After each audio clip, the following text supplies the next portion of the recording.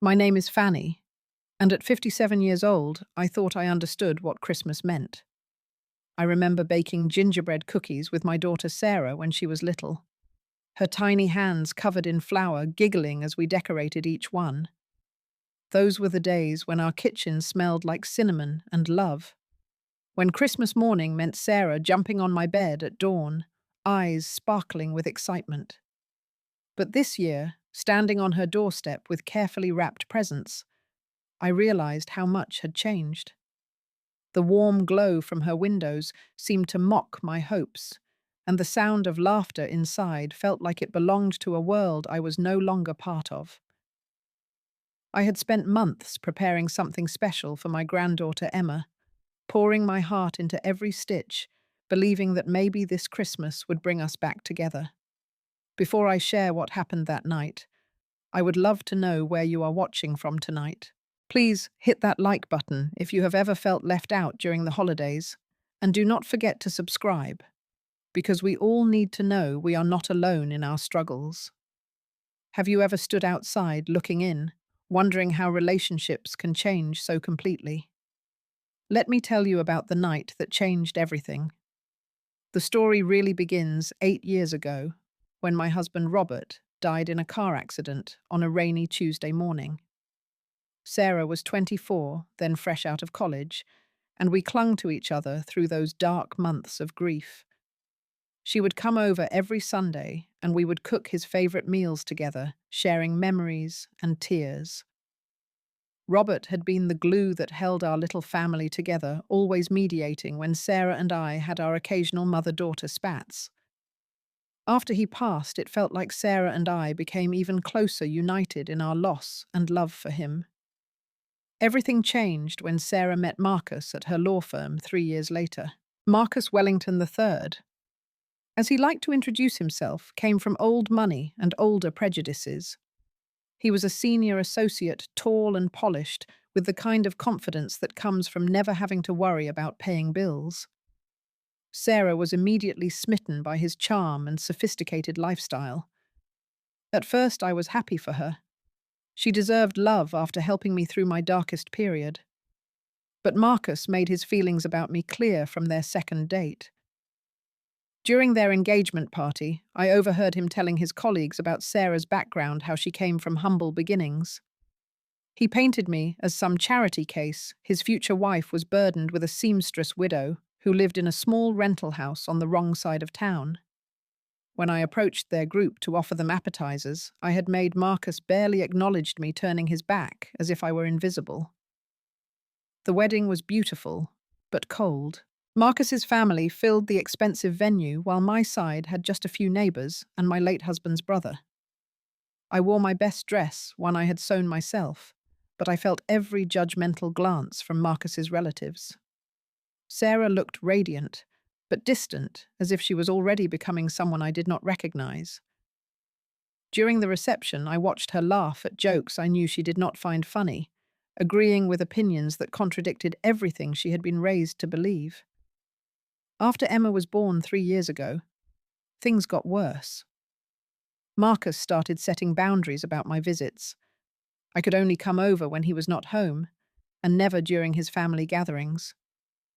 Sarah would make excuses, saying Marcus was stressed about work or that the baby needed a routine.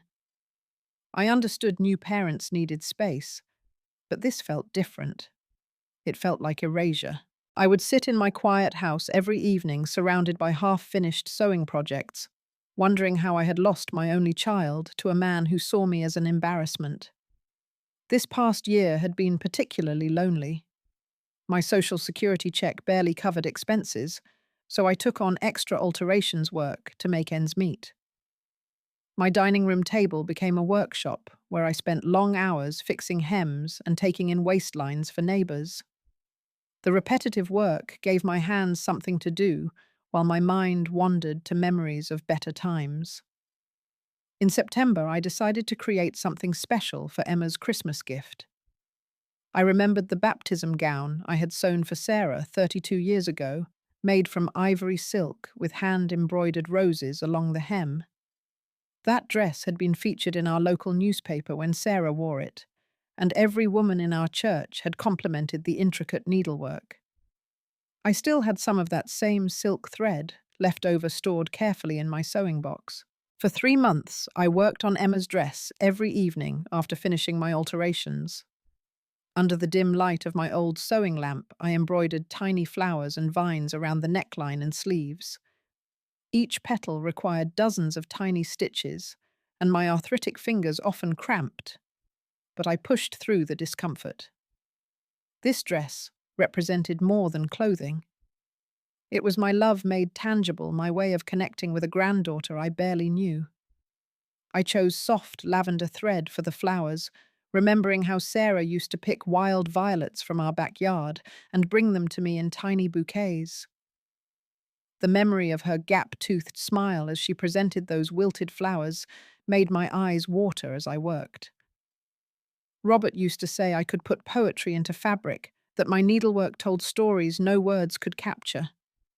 I hoped Emma would feel that love when she wore this dress.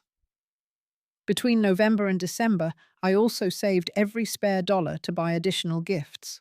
I found a beautiful cashmere scarf for Sarah at an estate sale, soft as a cloud in a shade of blue that matched her eyes. At the department store, I splurged on her favorite perfume, the same fragrance she had worn since college. The bottle cost more than my grocery budget for 2 weeks, but I justified it by eating canned soup for dinner every night in November. I practiced what I would say to Sarah, rehearsing apologies for any misunderstandings we had experienced. I planned to acknowledge Marcus's position in their family, while gently asking for a place in their lives. Robert always said that pride was the enemy of love, so I was prepared to swallow mine if it meant holding my granddaughter again. I called Sarah 3 days before Christmas to confirm their plans, but she answered with distracted responses, saying only, "We will see Mum," before hanging up quickly. Christmas evening arrived grey and cold, with the kind of bitter wind that cuts through wool coats and settles in your bones. I spent extra time getting ready, choosing my burgundy dress that Sarah had always complimented, styling my silver hair carefully, and applying lipstick with shaking hands. The presents filled 2 shopping bags, the embroidered dress wrapped in tissue paper inside a special box I had covered with gold paper and red ribbon. I drove slowly through Sarah's upscale neighborhood, past houses decorated with professional light displays and pristine wreaths. Every window glowed warmly, promising family gatherings and shared meals. Children's bikes lay scattered on manicured lawns, evidence of Christmas morning joy I had not experienced in years. Sarah's house sat at the end of Maple Ridge Drive, a colonial-style home with white columns and a circular driveway that intimidated me every time I visited. Through their large front windows, I could see the dining room table set for at least 12 people. Crystal glasses reflected the chandelier's light, and I caught glimpses of Marcus's parents, his sister with her husband, and several faces I did not recognize. Everyone wore elegant holiday attire, the women in silk blouses and pearl necklaces, the men in pressed slacks and sweaters that probably cost more than my monthly rent. Emma raced between the adults wearing a red velvet dress with patent leather shoes, her blonde curls bouncing as she giggled and played. I stood on the front porch for several minutes, gathering courage while listening to their muffled conversation and laughter. Someone had made a joke and the entire table erupted in amusement. Marcus's booming voice carried over the rest, commanding attention as usual. Through the window, I watched Sarah serve dessert, moving gracefully between her guests, playing the perfect hostess role Marcus expected. When I finally rang the doorbell, the laughter inside quieted momentarily.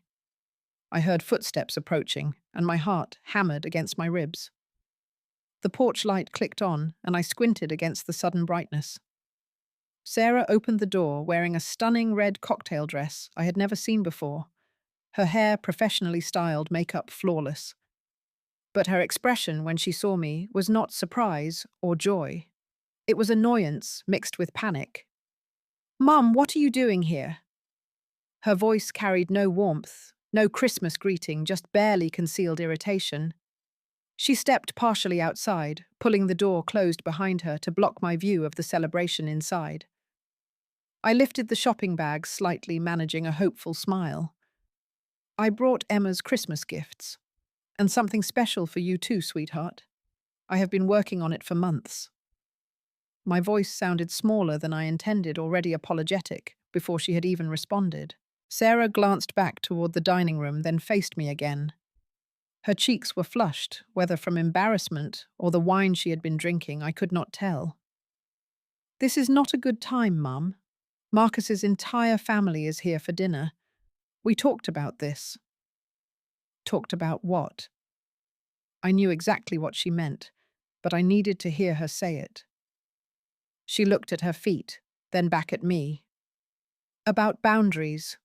About calling first. About not just showing up when we have other plans. The word boundaries hit like a physical blow. When had my presence in my daughter's life required scheduling and permission? I thought maybe Emma would like to open one gift tonight. I made her something special. I reached into the bag for the carefully wrapped dress, but Sarah held up her hand to stop me. No, Mom, not tonight. I was not expecting you, and I cannot just add another person to dinner. Marcus's mother already thinks we are chaotic enough with Emma running around. Behind her, I heard Marcus call out, "Sarah, who is it?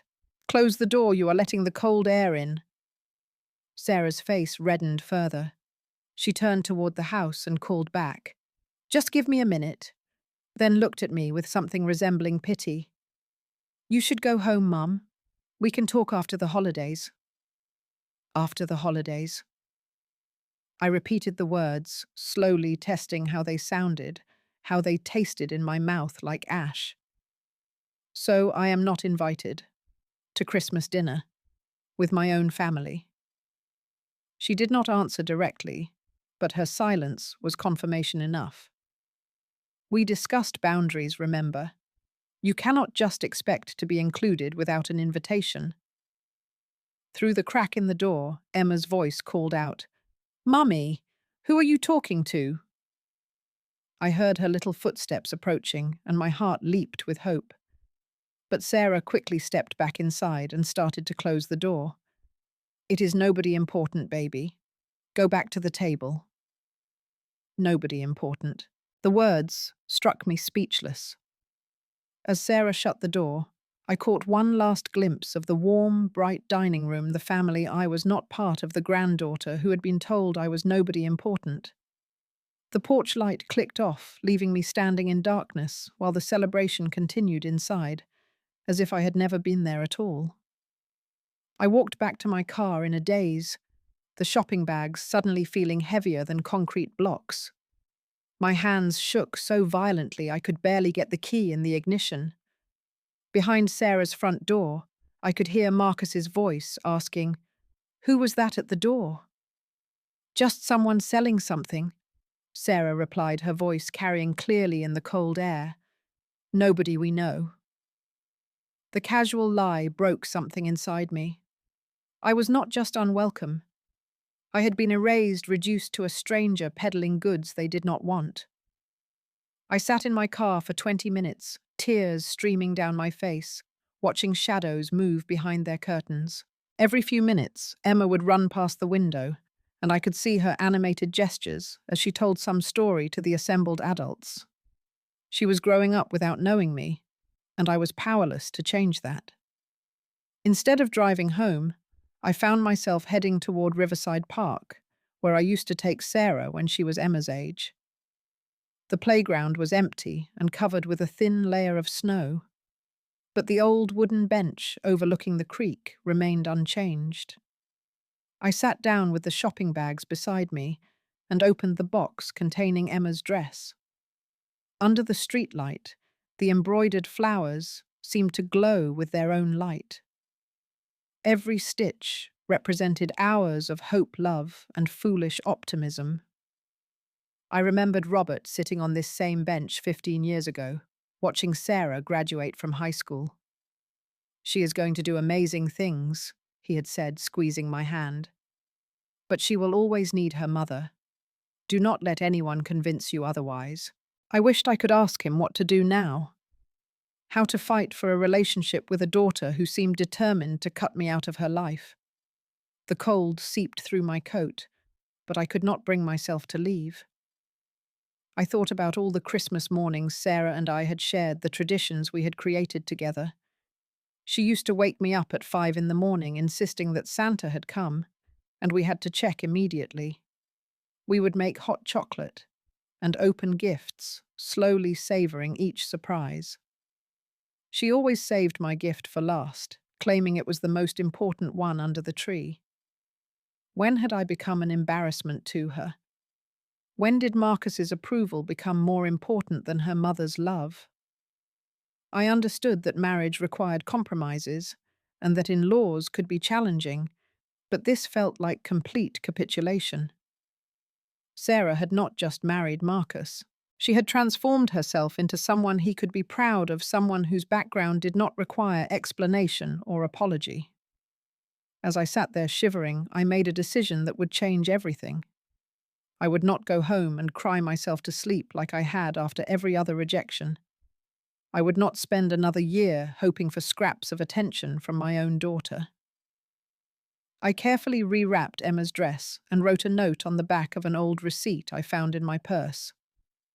For Emma, made with all my love, from Grandma Fannie. I drove back to Sarah's house and left the packages on their front step, then went home to plan a different kind of life.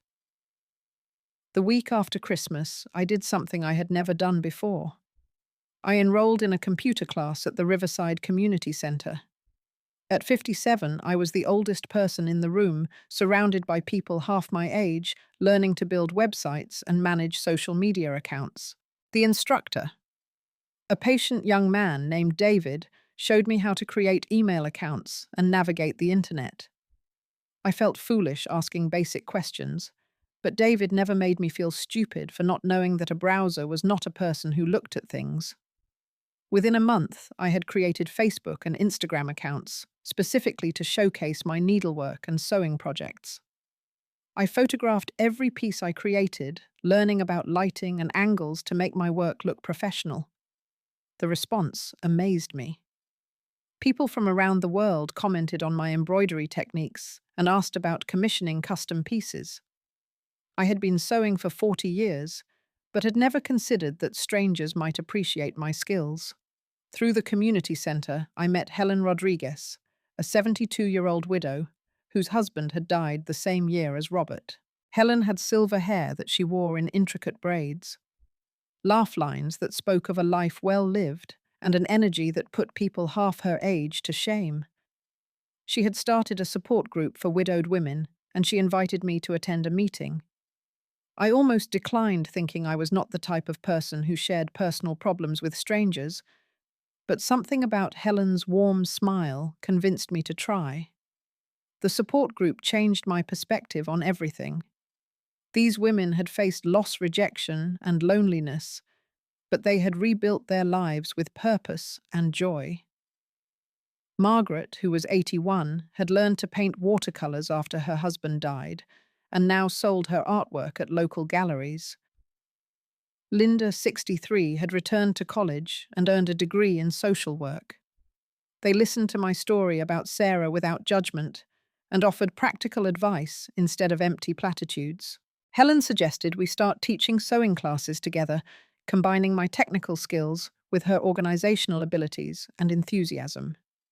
We approached the community center director with a proposal for free classes aimed at single mothers, seniors on fixed incomes, and anyone who wanted to learn practical life skills. The director loved the idea, and we began advertising our first session for February.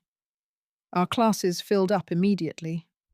Young mothers wanted to learn basic mending to save money on clothing repairs. Elderly women sought creative outlets and social connection. Teenagers came because their friends did, but stayed because they discovered unexpected talent with fabric and thread. I found myself explaining techniques I had learned decades ago, watching beginners struggle with the same stitches that had once frustrated me. Teaching gave me purpose beyond my own projects and problems. My online presence grew steadily throughout the spring. I posted videos showing embroidery techniques, shared photos of historical garments I was restoring, and answered questions from followers around the world. Orders for custom work increased until I had to create a waiting list. For the first time in years, I was earning more money than I needed for basic expenses. I could afford small luxuries like good coffee, fresh flowers for my kitchen table, and dinner out with Helen once a week. In May, Sarah called for the first time since Christmas. I was in the middle of teaching a class when my phone rang and I let it go to voicemail. When I listened to her message later, her voice sounded uncertain, almost vulnerable.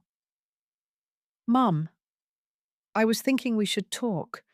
Maybe you could come over this weekend when Marcus is traveling for work." The old me would have dropped everything and rushed to her house immediately.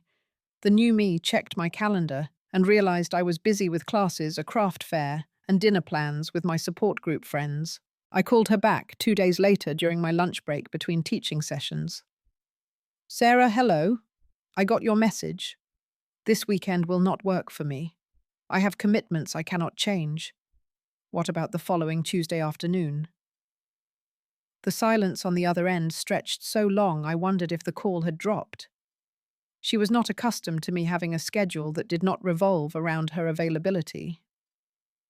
Sarah showed up at my house on a Thursday morning in June without calling first. I was photographing a christening gown I had just completed when I heard her car in the driveway. Through my front window, I saw her sitting in the driver's seat for several minutes, staring at my house as if she did not recognize it. Emma sat in the back seat, her blonde hair now long enough for pigtails, wearing a summer dress I had not seen before. When they finally came to the door, Sarah's eyes widened as she took in the changes I had made to my living space. I had painted the walls a cheerful yellow, hung my best needlework pieces like artwork, and arranged my furniture to create distinct areas for relaxing and working. Natural light streamed through windows I had uncovered after years of keeping curtains drawn. The house felt alive in a way it had not since Robert died. "Mum, your house looks completely different," Sarah said, still standing in the doorway as if waiting for permission to enter. "It is so bright in here." Emma wiggled past her mother and immediately gravitated toward my work table where I had several projects in various stages of completion. "What is all this pretty stuff, Grandma Fannie?" Her voice carried genuine curiosity and wonder, the way children respond to beauty they do not yet understand. I knelt down to her level, my heart swelling at hearing her call me Grandma. "These are dresses and quilts I make for people, sweetheart. Would you like to see how I do the fancy stitches?" She nodded enthusiastically, and I showed her a simple running stitch on a practice piece of fabric. Her small fingers were surprisingly steady as she attempted to copy my movements. While Emma was occupied, Sarah wandered around my living room examining the framed photographs I had added to the walls. Pictures of me with my sewing class students Helen and me at a craft fair, my support group friends at our monthly dinner. In every photo, I was smiling genuinely, surrounded by people who valued my company and contributions. "You look really happy in these pictures," Sarah said quietly, picking up a frame that showed me receiving a ribbon for best needlework at the county fair. "I did not know you were doing all these things." "There is a lot you do not know about my life now," I replied, not unkindly, but without the eagerness to please that had characterized my previous interactions with her. "I have been keeping busy since Christmas." Emma had moved on to exploring a basket filled with fabric scraps, sorting them by color, and making patterns on the floor. She hummed while she worked, completely absorbed in her task. Watching her reminded me so much of Sarah at that age, when she would spend hours playing quietly while I sewed nearby. "Mum, I need to apologize about Christmas." Sarah began, her voice barely above a whisper. She sat down heavily on my sofa, looking younger and more uncertain than I had seen her in years. "Marcus said you would understand, that you would always be there no matter what, but I should not have turned you away like that. It was cruel. I continued working on my embroidery, considering her words carefully before responding. I did understand, Sarah. I understood that you have made choices about what kind of life you want to live and who you want in it. I understood that I was not part of those choices. Tears started rolling down her cheeks, and she wiped them away quickly as if crying was another behavior Marcus would disapprove of. I never meant for things to get like this between us. I just wanted to fit in with his family to make him proud. His mother always talks about how important it is to marry into the right kind of people. And I am not the right kind of people, I said matter-of-factly. I understand that too. But Sarah, I cannot keep shrinking myself to make other people comfortable. I have a life now that brings me joy and purpose. I have friends who value what I have to offer. I am not going to give that up to wait around hoping you might include me in yours. Emma looked up from her fabric sorting project, sensing the serious tone of our conversation, even if she did not understand the words. Mummy, why are you sad? Did Grandma Fannie say something mean? Sarah shook her head, pulling Emma onto her lap. No, baby. Grandma Fannie did not say anything mean. Mummy made some mistakes, and we are talking about how to fix them. Can we visit Grandma Fannie more often? Emma asked, leaning against her mother's chest. She has the prettiest things, and she smells nice like flowers. The innocent request seemed to break something open in Sarah. She cried harder, burying her face in Emma's hair. I do not know, baby. We will have to see. I set down my needlework and moved to sit beside them.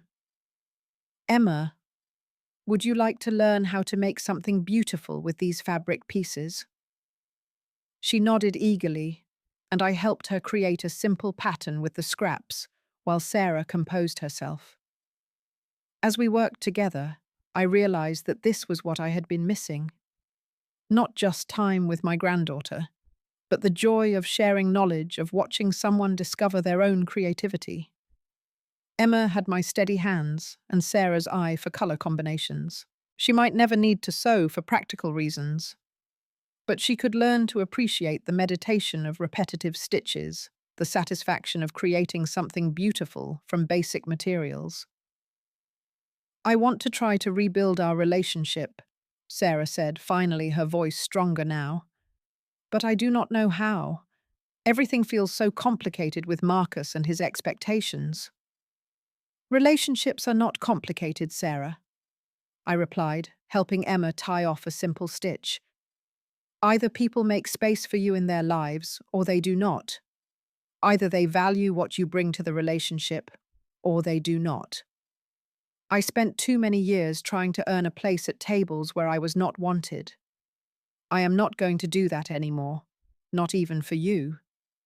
Over the following months, Sarah began visiting regularly, usually bringing Emma on days when Marcus was traveling for work.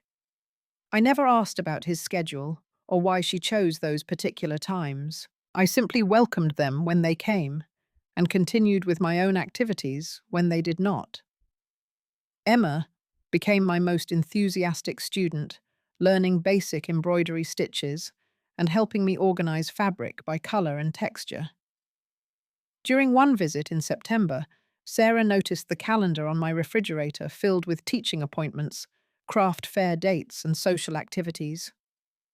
You are busier than I am, she said with surprise.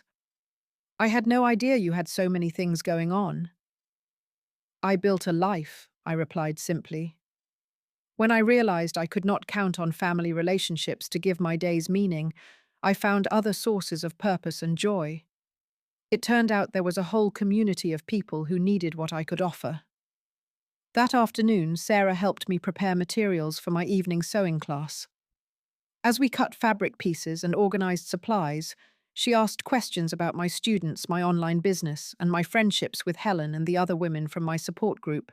I could see her struggling to reconcile this version of me with the lonely, dependent mother she had left behind after Christmas. I used to worry about you being alone all the time, she admitted. But you are not alone anymore, are you? No, I agreed. I am not alone. But more importantly, I am not afraid of being alone anymore. There is a difference between loneliness and solitude. I learned to enjoy my own company, and once I did that, other people started enjoying it too. When Marcus returned from his business trips, Sarah would become distant again, cancelling plans and avoiding my calls. I recognized the pattern, but refused to let it affect my mood or my activities.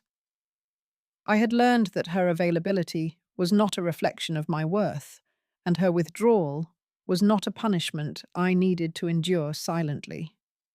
The real test came in November, when Sarah called to discuss Christmas plans. Marcus's family always expects us to host, she began carefully, but I was wondering if maybe we could do something different this year, something smaller. You should do whatever feels right for your family, I told her. I already have plans for Christmas Day. Helen and I are volunteering at the community centre serving dinner for families who do not have anywhere else to go. Some of my sewing students will be there, and we are all looking forward to it. The silence stretched between us before Sarah asked, would there be room for 3 more people at that dinner? I smiled, thinking of Helen's generous heart and the community centre's open door policy. There is always room for people who want to help serve others. But Sarah, you need to be sure this is what you want to do, not what you think I want to hear. I want Emma to see how you spend your time now, she said quietly. I want her to meet the people who know how amazing her grandmother is. And I think I need to remember who my mother really is, instead of the version of you I created in my head, to make my choices easier to live with. Christmas Day at the community centre was nothing like the elegant dinner parties Sarah was accustomed to. We served food on paper plates to families wearing their best clothes from thrift stores, elderly people who had nowhere else to go, and teenagers who had aged out of foster care. Emma helped me distribute dessert, charming everyone with her politeness and enthusiasm. Sarah worked alongside Helen in the kitchen, learning that my friend had once been a successful restaurant manager before her husband's death forced her to reinvent herself. As we cleaned up after dinner, Emma tugged on my apron. Grandma Fannie, this was the best Christmas ever. Can we do this again next year? Sarah overheard and nodded, tears in her eyes. Yes, baby. I think we can make this a new tradition. That evening, as we sat in my living room drinking hot chocolate and watching Emma play with fabric scraps, Sarah finally asked the question I had been waiting for. How did you forgive me for that night in December? How did you let go of being angry? I thought carefully before answering. I realized that holding on to anger was just another way of making your choices the center of my life. Whether I was waiting for your approval or waiting to punish you for withholding it, I was still organizing my world around what you did or did not do. Forgiveness was not a gift I gave you. It was a gift I gave myself. Emma fell asleep on my sofa that night, surrounded by the fabric patterns she had been creating. Sarah covered her with a quilt I had made years ago, one that had waited patiently in my closet for a granddaughter to love it. That Christmas door closed on me, I said softly, watching Emma sleep peacefully. But it opened 1,000 others I never knew existed. Sometimes rejection is just redirection toward the life you were meant to live.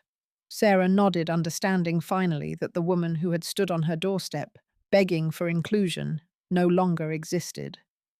In her place was someone who had learned that the most important invitation is the one you give yourself to fully inhabit your own life.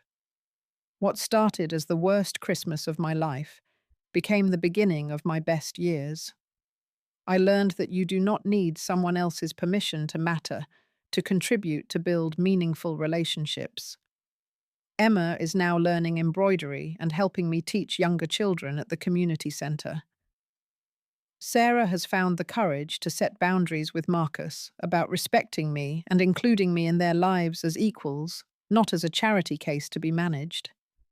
But most importantly, I discovered that sometimes the greatest gift is not being wanted somewhere, but discovering you do not need their approval to be whole. Love should never require you to diminish yourself, and family should be the place where you can be fully seen and valued for who you are. Have you ever had a relationship that required you to make yourself smaller to fit in? How did you find the courage to choose yourself when someone you loved made you feel unwanted? Share your story in the comments below, because we all need to know we are not alone in these struggles. Please like this video if it touched your heart. Subscribe for more stories of resilience and hope, and share it with someone who might need to hear that they are worthy of love exactly as they are. Thank you for listening to my story, and I wish you all the courage to open the doors that lead to your authentic life. Remember, you are always welcome at your own table.